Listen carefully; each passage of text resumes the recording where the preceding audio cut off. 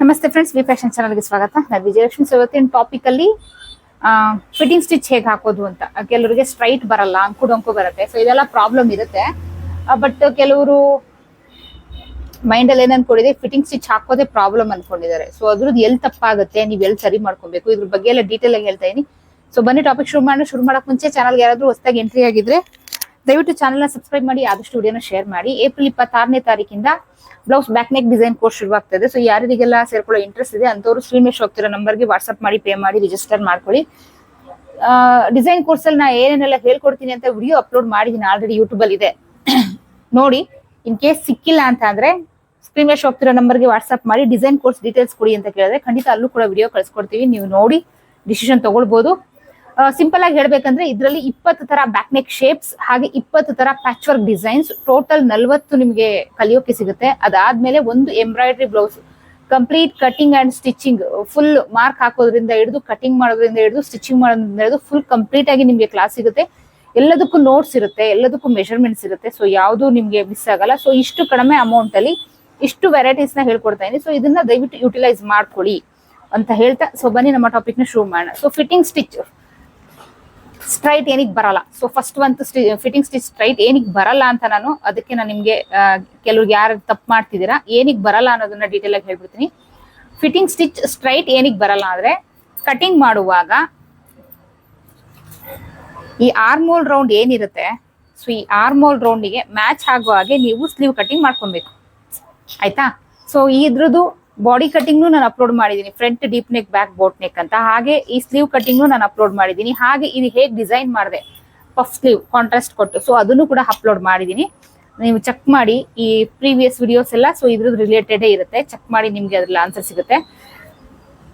Cutting ಮಾಡುವಾಗ ಮೇಯ್ನು armhole round ನೀವೇನ್ ತಗೊಂಡಿರ್ತೀರಾ, so ಅದನ್ನ ಮೆಷರ್ ಮಾಡಿ ಸ್ಲೀವ್ಗೆ ನೀವು ಮಾರ್ಕ್ ಹಾಕಿ ಕಟಿಂಗ್ ಮಾಡ್ಬೇಕು, ಆಯ್ತಾ. So number 1. ಕೆಲವ್ರು ಏನ್ ಮಾಡ್ತಾರೆ, ಸ್ಲೀವ್ ಅಲ್ಲಿ ಒಂದಿರುತ್ತೆ, ಬಾಡಿ ಪೀಸ್ ಅಲ್ಲಿ ಒಂದು ಆರ್ಮೋಲ್ ಇರುತ್ತೆ, ಸ್ಲೀವ್ ಅಲ್ಲಿ ಒಂದು ಆರ್ಮೋಲ್ ಇರುತ್ತೆ. ಸೊ ಅವಾಗ ಏನಾಗುತ್ತೆ, ಕರೆಕ್ಟ್ ಮ್ಯಾಚ್ ಆಗಲ್ಲ. ಫಿಟ್ಟಿಂಗ್ ಸ್ಟಿಚ್ ಅನ್ನೋದು ಕರೆಕ್ಟ್ ಮ್ಯಾಚ್ ಆಗಲ್ಲ.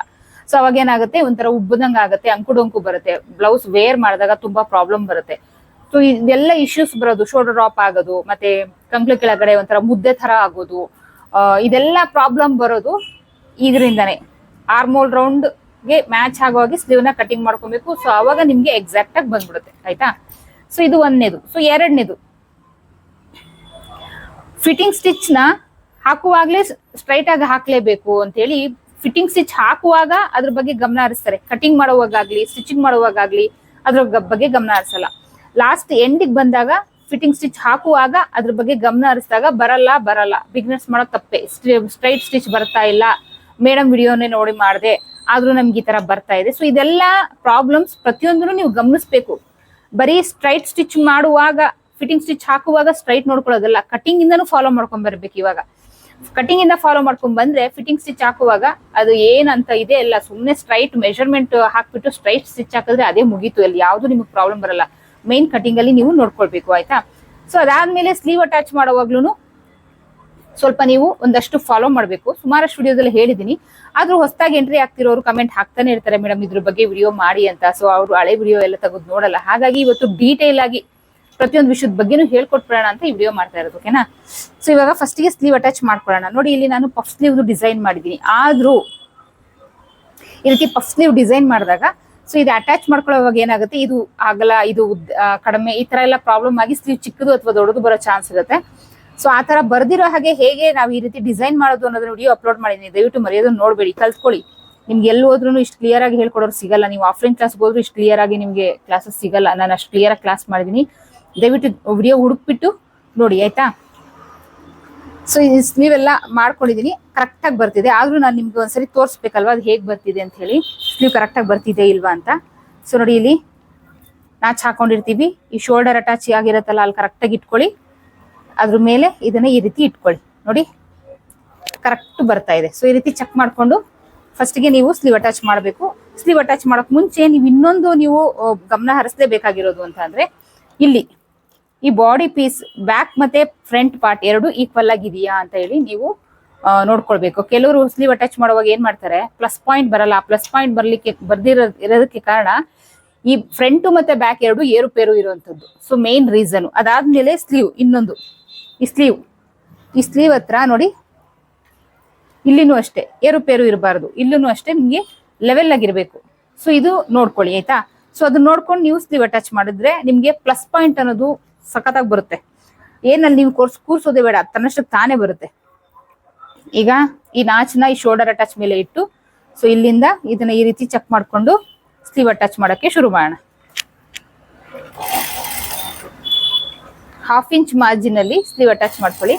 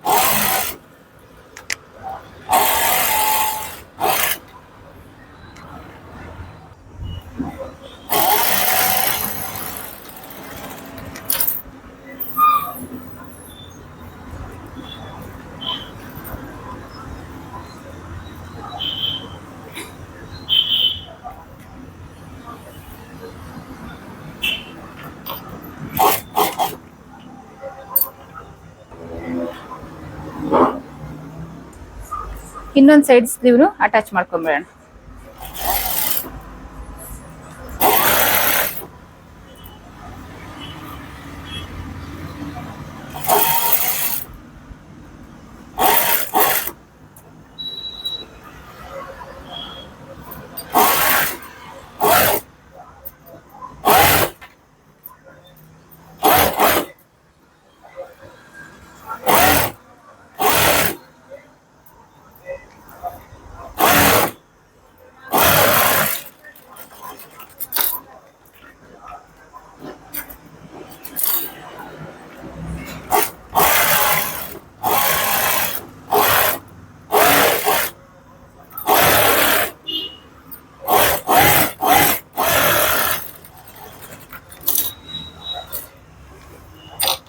ನೋಡಿ ಚೆನ್ನಾಗಿ ಕಾಣಿಸ್ತಾ ಇದೆ, ಪಫ್ ಸ್ಲೀವ್ ಕಾಂಟ್ರಾಸ್ಟ್ ಅಲ್ಲಿ ತುಂಬಾ ಚೆನ್ನಾಗಿ ಕಾಣಿಸ್ತಾ ಇದೆ. ಸೊ ಈಗ ಇದನ್ನ ಫಿಟ್ಟಿಂಗ್ ಸ್ಟಿಚ್ ಹಾಕೊಳ್ಳೋಣ. ಸೊ ಈಗ ಫಿಟ್ಟಿಂಗ್ ಸ್ಟಿಚ್ ಹಾಕೊಳ್ಳೋಣ. ಇಲ್ಲಿ ಕರೆಕ್ಟಾಗಿ ಜೋಡಿಸ್ಕೊಳ್ಳಿ.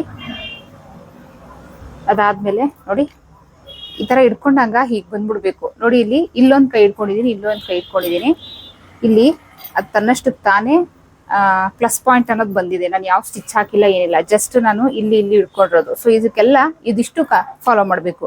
ಜಸ್ಟ್ ಫಿಟ್ಟಿಂಗ್ ಸ್ಟಿಚ್ ಹಾಕುವಾಗ ಇಲ್ಲಿ ಬಂದು ಇಲ್ಲಿ ಕೂರಿಸ್ತೀನಿ ಅಂತ ಮಾಡ್ದಾಗ್ಲೇನೆ ಬ್ಲೌಸ್ ಹಾಳಾಗೋದು. ಸೊ ಮೊದ್ಲಿಂದ ಮಾಡ್ಕೊಂಡ್ಬಂದ್ರೆ ಇಲ್ಲಿ ಕೂರಿಸೋ ಅವಶ್ಯಕತೆ ಇರಲ್ಲ, ಬ್ಲೌಸ್ ಅಷ್ಟು ನೀಟಾಗಿ ಫಿನಿಶಿಂಗ್ ಬರುತ್ತೆ.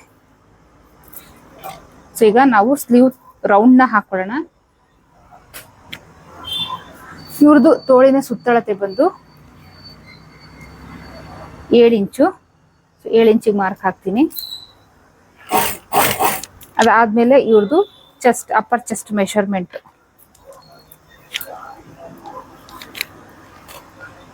ಸೊ ಇವ್ರದ್ದು ಅಪ್ಪರ್ ಚೆಸ್ಟ್ ಮೆಷರ್ಮೆಂಟ್ ಬಂದು 44 ಇಂಚು. ಸೊ 4ರಿಂದ ಡಿವೈಡ್ ಮಾಡಿದಾಗ 11 ಬರುತ್ತೆ.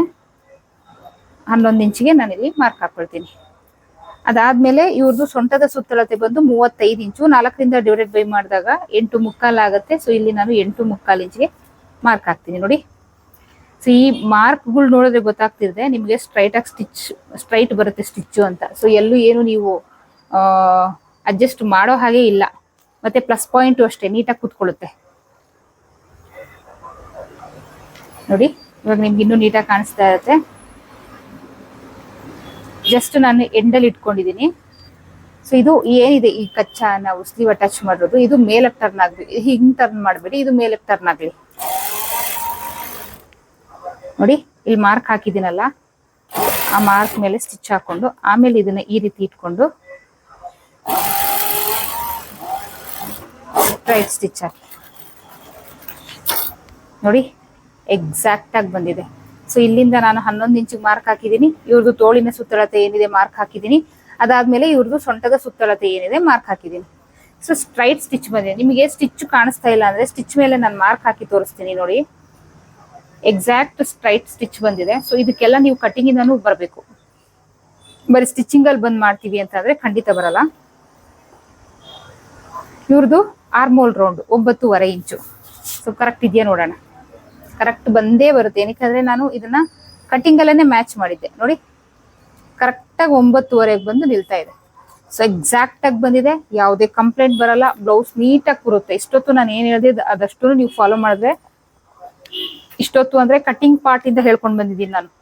ಜಸ್ಟ್ ನಿಮ್ಗೆ ಲೈನಿಂಗ್ ಅಟ್ಯಾಚ್ ಮಾಡಿ ಫ್ರಂಟ್ ಬ್ಯಾಕ್ ಅಟ್ಯಾಚ್ ಮಾಡೋವರೆಗೂ ಅಷ್ಟೇ ನಿಮ್ಗೆ ಈ ಬ್ಲೌಸ್ ಅಲ್ಲಿ ನಾನು ತೋರಿಸಿಲ್ಲ. ಇದೆಲ್ಲ ಎಲ್ಲಾ ಬ್ಲೌಸ್ಗೂ ಒಂದೇ ಡಾಟ್ಸ್ ಹಿಡಿದು ಫ್ರಂಟ್ ಪಟ್ಟಿ ಅಟ್ಯಾಚ್ ಮಾಡಿ ಬ್ಯಾಕ್ ಮತ್ತೆ ಫ್ರಂಟ್ ಅಟ್ಯಾಚ್ ಮಾಡೋದು. ಮಿಕ್ಕಿದ್ ಎಲ್ಲಾನು ನಾನು ನಿಮ್ಗೆ ಕ್ಲಿಯರ್ ಆಗಿ ಈ ಬ್ಲೌಸ್ ಏನಿದೆ ಕಂಪ್ಲೀಟ್ ಆಗಿ ತೋರಿಸಿದೀನಿ. ಸೊ ಇದನ್ನ ಯುಟಿಲೈಸ್ ಮಾಡ್ಕೊಳ್ಳಿ. ಒಂದು ನೀಟಾಗಿ ಫಿಟ್ಟಿಂಗ್ ಬರುತ್ತೆ. ಸೊ ಇಲ್ಲಿ ಮೆಷರ್ಮೆಂಟ್ಸ್ ಅಲ್ಲೇ ಗೊತ್ತಾಗ್ತಾ ಇದೆ ಫಿಟ್ಟಿಂಗ್ ನೀಟಾಗಿ ಬರುತ್ತೆ ಅಂತ. ತುಂಬಾ ಚೆನ್ನಾಗಿ ಬರುತ್ತೆ ಬ್ಲೌಸು. ಮಾಡ್ಕೊಳ್ಳಿ. ಸೊ ಏನ್ ಹೇಳಿದೆ ಅದನ್ನು ಫಾಲೋ ಮಾಡಿ. ಸೇಮ್ ಆ ಕಡೆ ಏನ್ ಮೆಷರ್ಮೆಂಟ್ ಹಾಕಿದ್ದೆ ಈ ಕಡೆನೂ ಅದೇ ಮೆಷರ್ಮೆಂಟ್ ಹಾಕ್ತಾ ಇದ್ದೀನಿ ನೋಡಿ. ಇಲ್ಲಿ ಸ್ಲೀವ್ ಕಟಿಂಗ್ ಮಾಡುವಾಗ ನಾನು ಹಾಕಿರೋ ಮಾರ್ಕ್ ಇಲ್ಲೇ ಇದೆ ನೋಡಿ. ಸ್ಲೀವ್ ಕಟಿಂಗ್ ಮಾಡುವಾಗ ನಾನು ಹಾಕಿರೋ ಮಾರ್ಕ್ ಇಲ್ಲೇ ಇದೆ. ಸೊ ಆ ಮಾರ್ಕ್ ಮೇಲೆ ಕರೆಕ್ಟ್ ಆಗಿ ಬರುತ್ತೆ ನೋಡಿ. ಕಟಿಂಗ್ ಮಾಡುವಾಗ ನಾನು ಯಾವ ಮಾರ್ಕ್ ಹಾಕಿದ್ದೆ ಆ ಮಾರ್ಕ್ ಮೇಲೆ ಕರೆಕ್ಟ್ ಆಗಿ ಬರುತ್ತೆ. So cutting correct ಇರ್ಬೇಕಷ್ಟೇ.